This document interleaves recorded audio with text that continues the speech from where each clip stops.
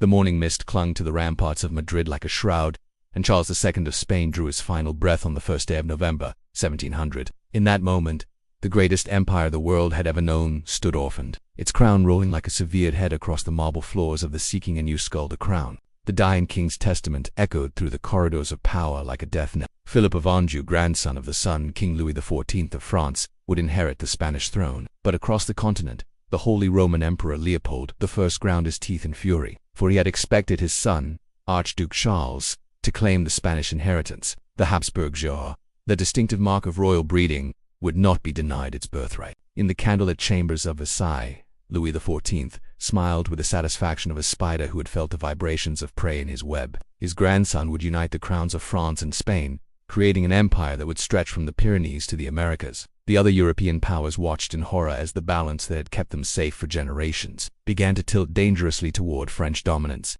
England's King William III received the news like a sword thrust to the heart. The Protestant king, who had spent his life fighting Louis's Catholic ambitions, knew that a unified France and Spain would strangle English commerce and threaten the very existence of Protestant Europe. In the smoky taverns of London, merchants spoke in hushed tones of Spanish gold flowing into French coffers, of English ships turned away from profitable ports, of a future where the Sun King's shadow would darken every corner of the known world. The Austrian court in Vienna trembled with righteous indignation. Emperor Leopold I, his face gaunt with the weight of his crown, declared that his son Charles possessed the true claim to the Spanish throne through his grandmother, Maria Theresa of Spain. The Habsburg legacy would not be surrendered to French usurpers, he proclaimed, even if it meant setting all of Europe ablaze. As winter settled over the continent in 1701, the great powers began their deadly dance of diplomacy and preparation. The War of the Spanish Succession was a European great power conflict, fought between 1701 to 1714.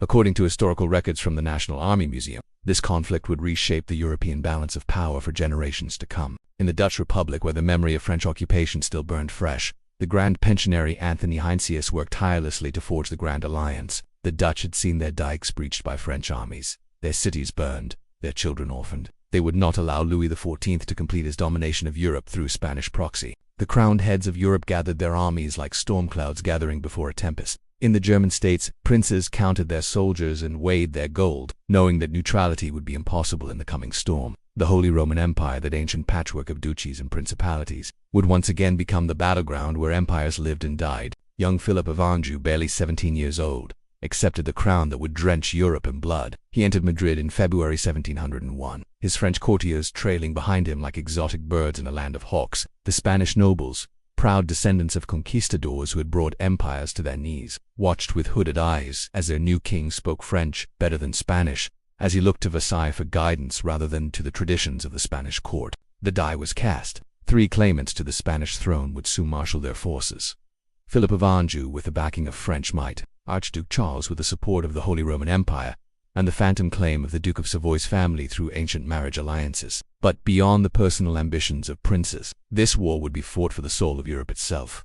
Whether the continent would bow to French hegemony or maintain the precarious balance that had allowed smaller nations to survive and thrive. The snow had barely melted from the battlefields of Flanders when the first shots of the war rang out in May 1701. But this would not be a war of single battles or swift campaigns. This would be a grinding, merciless conflict that would consume a generation and reshape the map of Europe. King William III of England, his body ravaged by asthma but his spirit unbroken, worked through the winter nights of 1701 to forge the Grand Alliance. The League of Augsburg, his previous coalition against Louis XIV, had crumbled like ancient parchment. Now he needed something stronger, something that could match the combined might of France and Spain. In The Hague, the treaty rooms echoed with the voices of desperate diplomats. The Dutch Republic, led by Grand Pensionary Anthony Heinsius, committed their entire national treasury to the cause. The memory of the year of disaster in 1672, when French armies had swept across their beloved homeland, still haunted every Dutch household. They would spend their last guilder before allowing Louis XIV to complete his stranglehold on European trade. Emperor Leopold III, his Habsburg pride wounded beyond measure, pledged the resources of the Holy Roman Empire to support his son's claim. The Austrian armies, veterans of countless campaigns against the Ottoman Empire, would march west to reclaim what they saw as their rightful inheritance. The empire's German allies, from the Elector of Brandenburg to the Duke of Hanover, understood that French dominance would reduce them to vassals. The alliance grew like a hydra, each diplomatic success spawning new complications. The Duke of Savoy, Victor Amadeus II, played a deadly game of switching sides, his Alpine duchy too small to survive without choosing the winning faction. Portugal, bound to Spain by geography but terrified of French expansion, wavered between neutrality and opposition. The Italian states, from Venice to Naples, watched nervously as the great powers carved up their peninsula in theoretical treaties. In England, the death of King William III in March 1702 brought his sister-in-law Anne to the throne. The new queen, her face marked by the grief of losing 17 children, threw herself into the war with the fervor of personal vendetta. She understood that this conflict would determine whether England remained a European power or became a French satellite. The genius of the Grand Alliance lay not in its military strength alone, but in its economic warfare. The English Navy, commanded by men like Admiral George Rooke, began the systematic strangulation of Spanish trade routes. Spanish galleons, heavy with American gold, found themselves hunted across the Atlantic by English privateers. The wealth that had built the Spanish Empire now flowed into enemy coffers, funding the armies that would tear that empire apart. John Churchill, later to become the Duke of Marlborough, emerged as the alliance's greatest military asset. His understanding of logistics, his ability to coordinate with foreign generals, and his tactical brilliance would prove decisive in the coming campaigns. But even Marlborough understood that this war would be won not in single battles, but in the grinding attrition of resources and will. The French response was swift and brutal. Marshal Claude Louis Hector de Villars, one of Louis XIV's most capable generals, swept through the German states with a ferocity that recalled the devastation of the 30 Years' War. The Elector of Bavaria, Maximilian II Emmanuel, allied himself with France, opening a second front in the heart of the Holy Roman Empire. By 1703, the war had metastasized beyond Europe's borders. In North America, English colonists clashed with French forces in what they called Queen Anne's War. The Caribbean became a hunting ground for privateers and naval squadrons. Even the distant Philippines felt the tremors of European conflict as Spanish garrisons found themselves isolated and vulnerable. The human costs mounted with each passing season. German villages burned as French armies swept through the Rhineland. Spanish civilians in Catalonia found themselves caught between competing armies, their ancient privileges threatened by both French centralization and Habsburg restoration. The professional armies of the age, composed largely of mercenaries and pressed men, showed little mercy to the populations they claimed to liberate. But beneath the surface of military campaigns and diplomatic maneuvering, deeper currents flowed. The war represented a fundamental struggle between two visions of Europe: the French model of centralized, absolute monarchy, and the Habsburg tradition of confederated diverse rule. The outcome would determine whether Europe would be unified under French hegemony or remain a patchwork of competing powers. As 1704 dawned, the stage was set for the decisive campaigns that would determine the fate of Europe. The Grand Alliance had been forged in the fires of necessity, but it remained to be seen whether it could withstand the hammer blows of French military might and Spanish imperial resources. The morning of August 13, 1704, dawned clear and bright over the Bavarian village of Blenheim. The Danube River meandered peacefully through the meadows, its waters reflecting the summer sky like polished silver. But by evening, those same waters would run red with the blood of thousands, and the course of European history would be forever changed. Marshal Camille de Talleyrand, one of Louis XIV's most experienced commanders, had positioned his Franco-Bavarian army along the banks of the Nebel stream. 56,000 men, including the elite Mazendu Roi France's household cavalry, stretched across the countryside in what appeared to be an impregnable position. The village of Blenheim itself bristled with 27 battalions of infantry, their white uniforms gleaming in the morning sun. Across the stream, John Churchill, the Duke of Marlborough, surveyed the enemy position with the cold calculation of a master chess player. Beside him stood Prince Eugene of Savoy, the Austrian field marshal whose tactical genius complemented Marlborough's strategic vision. Together they commanded 52,000 men from England, Austria, Prussia, and the smaller German states, a polyglot army held together by gold,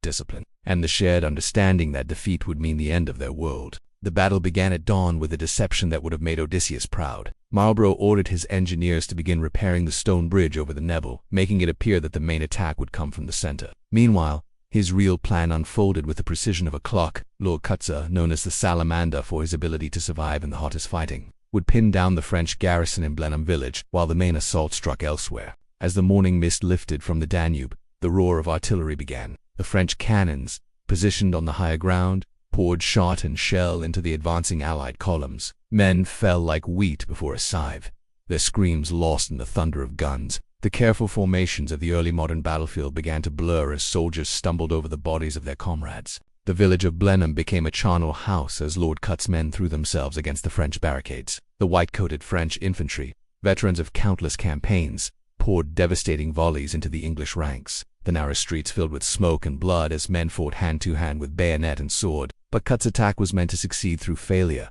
By convincing the French to reinforce Blenheim, He drew troops away from the real point of danger. In the center of the battlefield, Marlborough's cavalry waited with the patience of lions. The Duke had recognized that the key to victory lay not in taking the fortified village, but in breaking through the French center where the line was thinnest. As the French commanders focused their attention on the savage fighting in Blenheim and the threatened crossing at Aube, they failed to notice the storm gathering in their center. Prince Eugene, commanding the Allied right wing, pressed his attack against the Bavarian positions with characteristic fury. The prince, scarred by decades of warfare against the Ottoman Empire, understood that this battle would determine whether the Habsburg dynasty would survive or perish. His men, Austrian grenadiers and Hungarian hussars, fought with the desperate courage of men defending their homeland. The decisive moment came in the early afternoon. Marlborough, sensing that the French center had been weakened by the transfer of troops to the threatened flanks, ordered his cavalry to charge across the Navel stream. The English and Dutch horsemen, their sabers gleaming in the sun, thundered across the marshy ground with a roar that shook the earth.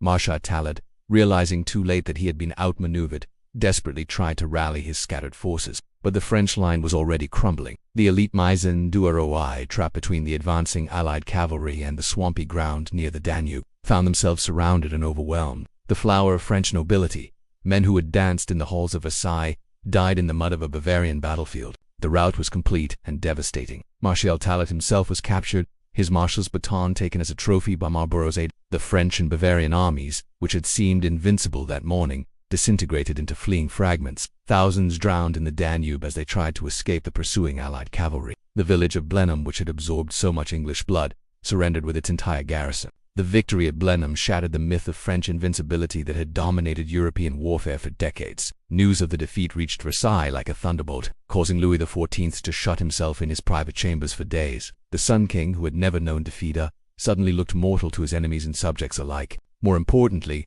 the battle saved the Grand Alliance from collapse. The Austrian position in the Holy Roman Empire was secured, Bavaria was knocked out of the war, and the threat to Vienna was permanently lifted. The Duke of Marlborough, rewarded with the Palace of Blenheim, had proved that French arms could be beaten by superior tactics and Allied cooperation. The Rock of Gibraltar thrust itself from the blue waters of the Mediterranean like a titan's fist, its limestone cliffs gleaming white in the Spanish sun. For centuries, this strategic promontory had controlled the gateway between the Atlantic and the Mediterranean, and whoever held it controlled the lifeline of European commerce. On July 21, 1704, just weeks before the Battle of Blenheim would shake the continent, Admiral George Rooke's Anglo-Dutch fleet appeared off the Rock with 1,800 Marines in a determination to change the course of the war.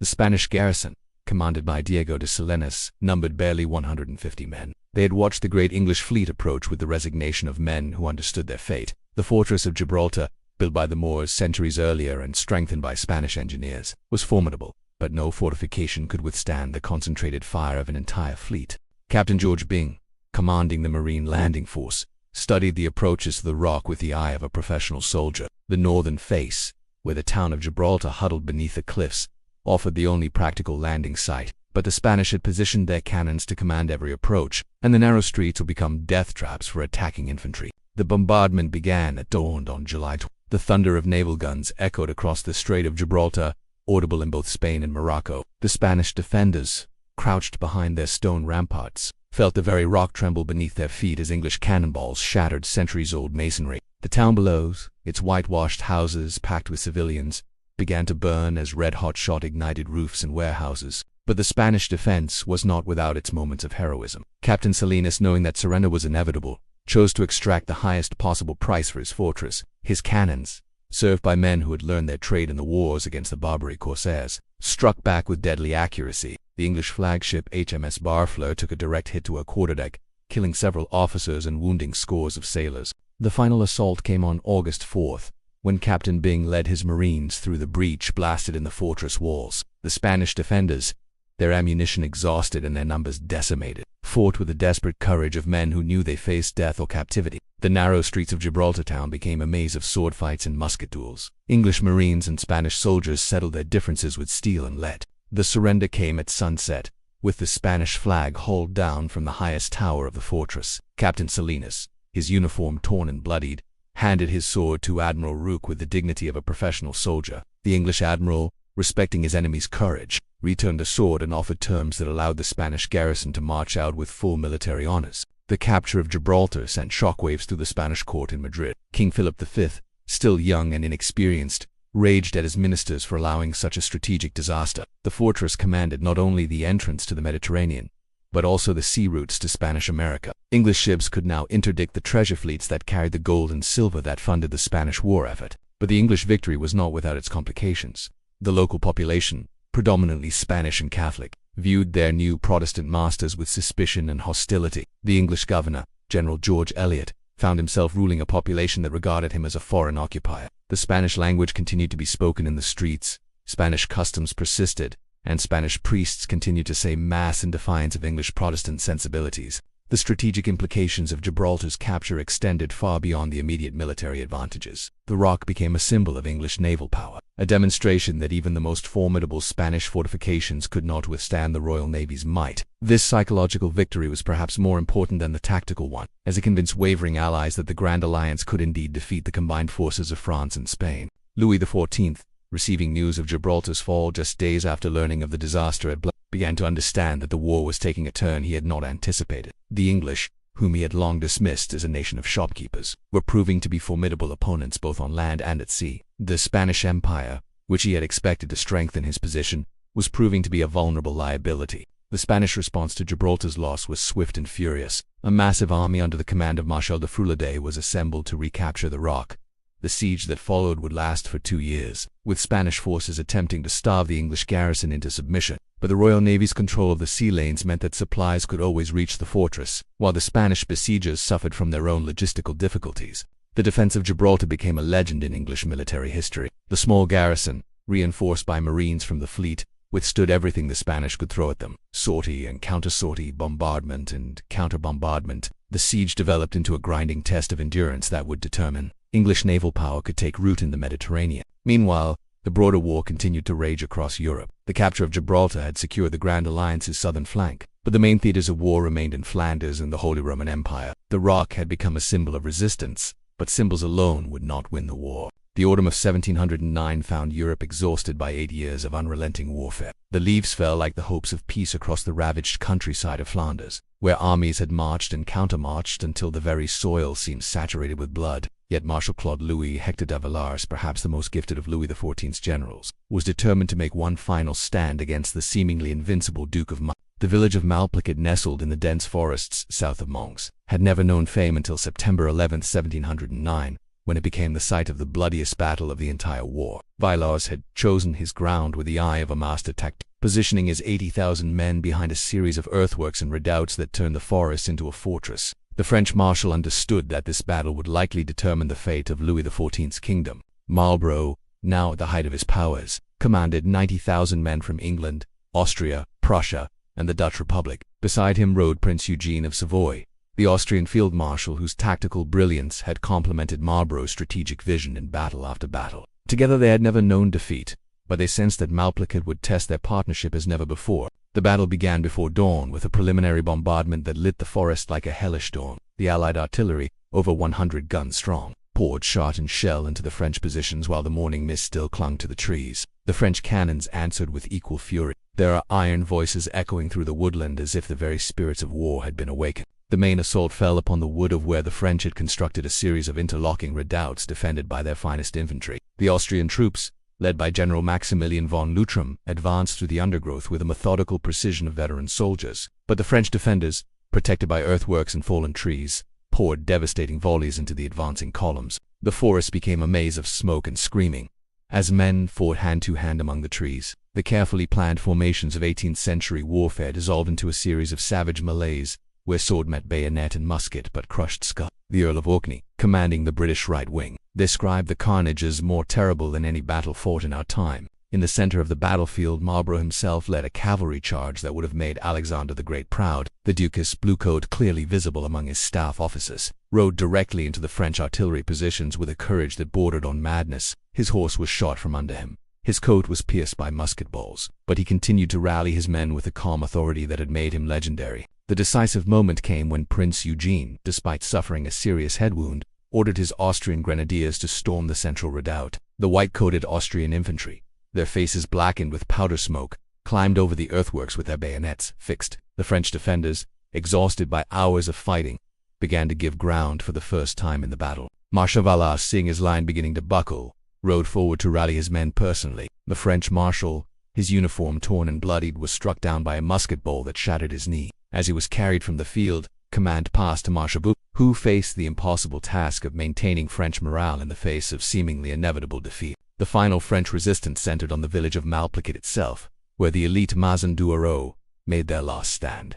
These were the cream of French nobility, men who had served in the household of the Sun King himself. They fought with the desperate courage of men who knew that defeat would mean the end of their world. The village streets ran red with blood as French nobles and Allied soldiers died together in the mud. The Allied victory at Malplaquet was complete, but the French army, though beaten, retreated in good order, having inflicted casualties that shocked even hardened veterans. Marlborough's losses exceeded 20,000 men, including some of his finest officers. The Duke himself, surveying the battlefield strewn with the bodies of friend and foe alike, was said to have wept openly. The strategic consequences of Malplaquet were profound but ambiguous. The French had been defeated, but at such a cost that the Allied will to continue the war was severely shaken. The English Parliament, learning of the casualty lists, began to question whether the destruction of French power was worth the price in English blood. The Dutch Republic, its treasury emptied by years of warfare, started to consider separate peace negotiations. Louis XIV, receiving news of the battle at Versailles, understood that his kingdom stood at the brink of collapse. The flower of French nobility had perished in the forests of Malplaquet, and there were no more armies to replace them. The Sun King, now in his 70s and facing the first serious defeats of his reign, began to consider the unthinkable, a negotiated peace that would sacrifice his grandson's Spanish throne. The human cost of Malplaquet extended far beyond the battlefield itself. The villages of Flanders, already devastated by 8 years of warfare, were left to bury the dead and tend the wounded. The professional armies of the age, composed largely of mercenaries and pressed men, had been decimated. The survivors, many of them maimed and traumatized, would carry the scars of Malplaquet for the rest of their lives. But perhaps the most significant casualty of Malplaquet was the reputation of war itself. The battle had demonstrated that even the most brilliant generals could achieve victory only at a price that made victory indistinguishable from defeat. The age of limited warfare was coming to an end, and Europe was beginning to glimpse the total conflicts that would characterize the centuries to come. The Great Hall of Utrecht's Town Hall had witnessed many ceremonies in its long history, but none as momentous as the gathering that began in January 1712. Representatives of the greatest powers on earth assembled around polished oak tables, their faces masks of diplomatic courtesy concealing the exhaustion that 13 years of warfare had etched into their souls. The map spread before them showed not just the boundaries of European kingdoms, but the future of human civilization itself. The Duke of Ormond, representing Queen Anne of England, carried instructions that would have shocked his predecessor, the Duke of Marlborough. The Tory government in London, led by Robert Harley and Henry St. John, had grown weary of subsidizing European allies and sacrificing English lives for Habsburg ambitions. The English position was brutally simple. France must be humbled, but not destroyed, and Spain must be separated from French influence without being delivered to Austrian control. Across the table sat the Marquis, Louis XIV's most skilled diplomat, his face bearing the weight of representing a kingdom brought to its knees. The Sun King, now in his mid-70s and facing the first serious defeats of his reign, had authorized his representative to make concessions that would have been unthinkable at the war's beginning. The glory of Versailles had been purchased with the blood of French peasants, and the treasury was empty. The Austrian delegation, led by Count Zinzendorf, found themselves in the peculiar position of winning the war but losing the peace. Archduke Charles, their candidate for the Spanish throne, had unexpectedly inherited the Holy Roman Empire upon his brother's death in 1711. The prospect of a single ruler controlling both the Spanish Empire and the Holy Roman Empire terrified the other European powers as much as French-Spanish union had 13 years earlier. The negotiations proceeded with the stately pace of a funeral march. Each clause of the proposed treaty was debated with the intensity of men who understood that their words would determine the fate of millions. The Spanish Empire,